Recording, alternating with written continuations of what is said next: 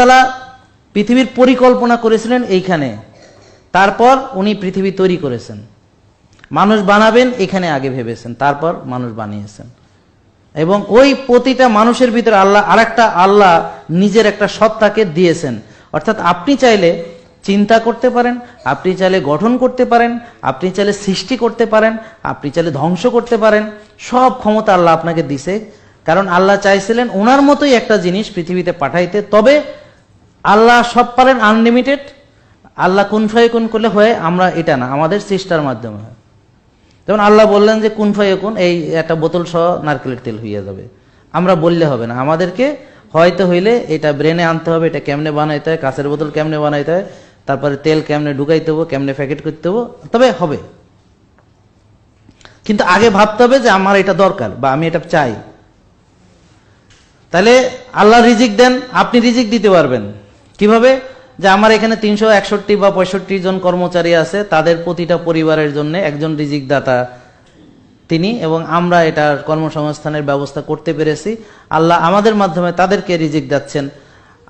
এটা হলো আপনি রিজিক সৃষ্টি করলেন, অর্থাৎ আল্লাহ আপনাকে রিজিক দেওয়ার মতো অবস্থায় দিলেন, মানে ওনার কাজটা আপনি করলেন এতটুকু। কিন্তু আপনি হয়তো 361 জন, আল্লাহ দিবেন হচ্ছে সারা পৃথিবীর সকল আনলিমিটেড, মানে যদি দেনও না শেষ হবে না, আমাদের একটুতেই শেষ হয়ে যাবে। মানে সবকিছু আমাদের আছে লিমিটে, আল্লাহর কাছে আছে আনলিমিটেড। পার্থক্য হচ্ছে এখানে স্রষ্টার সঙ্গে সৃষ্টির পার্থক্য হচ্ছে, সৃষ্টির ভিতরে স্রষ্টা তার সকল গুণ দিয়েছেন, সকল গুণ আল্লাহ দিয়েছেন, কিন্তু আল্লাহর এটা আনলিমিটেড, আপনারটা লিমিটেড। قول على الله بغير علم فوق الشرك بالله عز وجل، لأنه سبب الشرك بالله.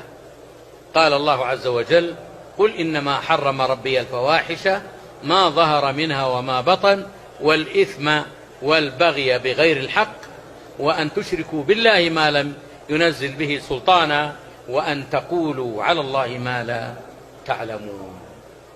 وأن تقولوا على الله ما لا تعلمون. انتبه يا عبد الله، انظر كيف جعل القول على الله بغير علم مع الشرك أو مقارنا للشرك. فإن الذي يفتي بغير علم يقول على الله بغير علم، لأنه لا يتورع ولا يخاف الله